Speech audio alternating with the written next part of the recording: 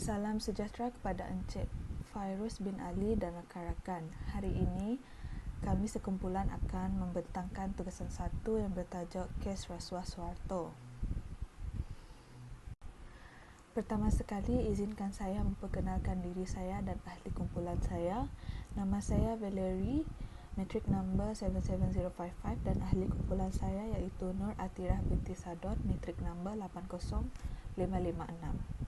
Ini merupakan isi kandungan pembentangan kami pada hari ini.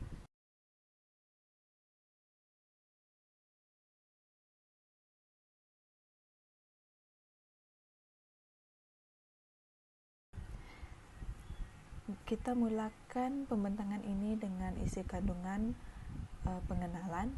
Haji Muhammad Suharto iaitu seorang tentera yang terlibat dalam operasi penting semasa Revolusi Nasional Indonesia telah menjadi Presiden Indonesia pada tahun 1967 selepas mengambil alih kuasa daripada Soekarno melalui peristiwa Orde Baru.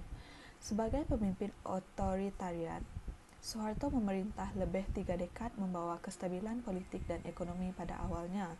Namun, pemerintahannya dicemari tuduhan rasuah dan penyalahgunaan kuasa.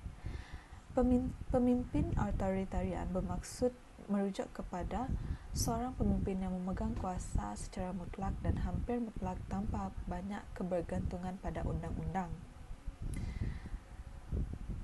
Mengikut latar belakang kes ini, Presiden Soeharto telah mengguling Soekarno pada 1965 dan menjadi Presiden Indonesia pada 1967.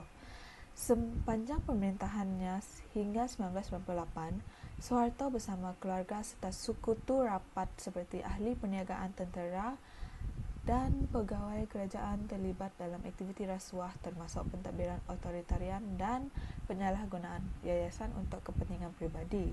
Akibatnya, Indonesia menghadap krisis ekonomi Asia pada tahun 1997 dan gelombang protes dan juga kejatuhan Soeharto mengikut sumber daripada Wycliffe 2001.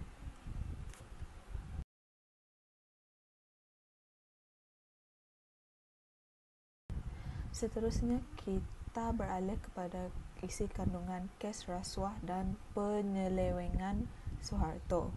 Soeharto terlibat dalam kes rasuah termasuk penyalahgunaan kuasa dan penyelewengan dana. Pada tahun 2000, beliau dinamakan suspek dalam 7 pertubuhan, tetapi kes digugurkan kerana masalah kesihatan beliau. Perbicaraan beliau terhenti selepas kematiannya dan akhirnya Soeharto didakwa menggelapkan 571 juta rupiah untuk kepentingan peribadi dan keluarganya dengan penyelewengan yang dianggarkan antara 15 bilion hingga 35 bilion.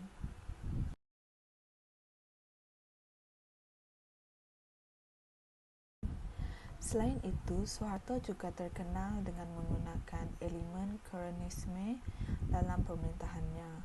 Contoh kronisme Soeharto adalah anak Soeharto iaitu Tommy mendapat monopoli industri kereta nasional melalui syarikat Timur dengan pelbagai keistimewaan.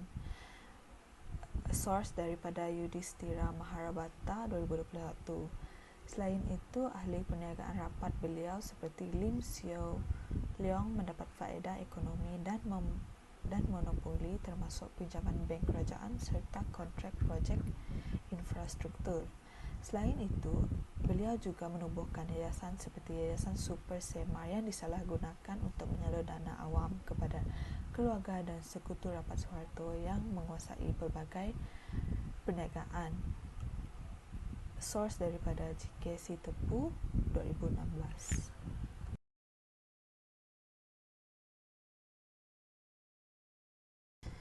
Seterusnya, kita beralih kepada isi kandungan tindakan undang-undang terhadap Soeharto.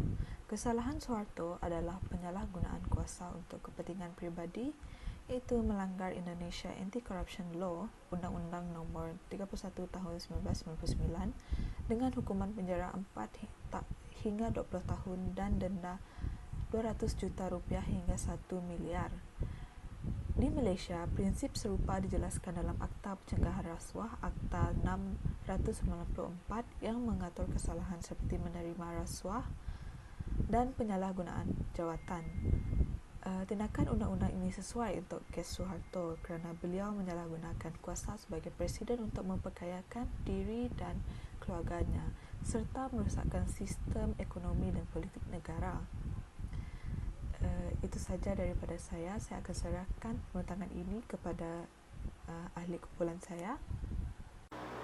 Selamat sejahtera, nama saya Nur Atira binti Sarlon dengan nombor metrik 80556 dan saya membentang bahagian implikasi rasuah terhadap individu, organisasi dan negara. Implikasi terhadap individu, pertama sekali, individu yang terlibat dalam rasuah mendapat pengurangan dari segi moral dan integriti dalam diri kerana kebiasaan menipu serta menyeleweng. Seterusnya, rasuah dapat menghancurkan kerjaya seseorang, membuatkan mereka sukar mendapatkan pekerjaan dan tidak dipercayai. Implikasi terhadap organisasi pula, reputasi organisasi akan tercalar, membuatkan syarikat lain enggan bekerjasama kerana sudah hilang kepercayaan dan dilabel buruk oleh pelanggan. Implikasi yang terakhir, terhadap negara. Rasuah dapat menyebabkan ketidakstabilan politik dan ketidakpercayaan terhadap pemerintah yang dapat mengarah kepada protes dan pergolakan sosial.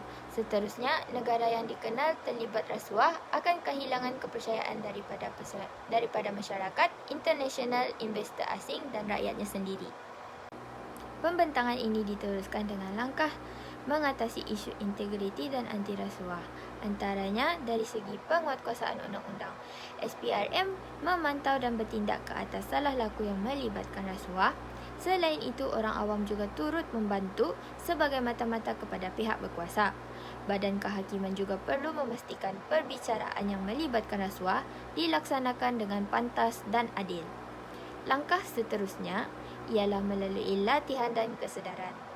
Pelbagai program pendekatan yang telah dibuat oleh pihak SPRM iaitu konvensyen, forum, bengkel, seminar, pameran, ceramah dan taklimat yang berkait dengan rasuah. Dan langkah yang terakhir, kes Suharto menunjukkan bahawa rasuah dapat tumbuh subur jika masyarakat tidak cukup terlibat atau sedar akan pentingnya pemerintahan yang baik. Kesedaran masyarakat dan partisipasi dalam pengawasan pemerintahan adalah elemen penting dalam melawan rasuah.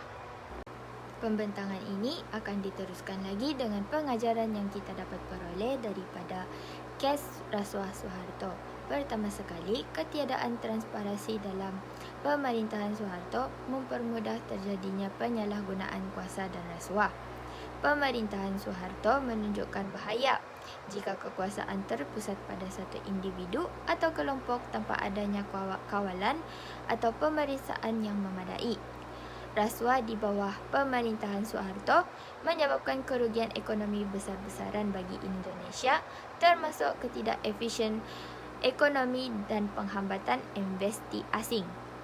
Rasuah yang meluas secara era Suharto melebahkan institusi demokrasi di Indonesia seperti peradilan dan media. Reformasi yang dilakukan di Indonesia menunjukkan pentingnya penegakan hukum yang kuat dan sistem peradilan yang adil untuk melawan rasuah. Hal ini menunjukkan bahawa rasuah perparah ketidakadilan sosial dan merusak kesejahteraan umum. Secara keseluruhan, kes rasuah Suharto mengajar betapa pentingnya integriti, pemerintahan yang bersih dan penegakan hukum untuk menjaga keadilan dan kesejahteraan rakyat. Dan yang terakhir ialah rumusan yang diperoleh daripada kes rasuah Suharto. Kes rasuah Suharto menunjukkan bahaya dari segi penyalahgunaan kuasa tanpa adanya transparansi dan accountability. Rasuah yang meluas di bawah pemerintahannya menyebabkan kerugian ekonomi, memperburuk ketidakadilan sosial dan melemahkan institusi demokrasi di Indonesia.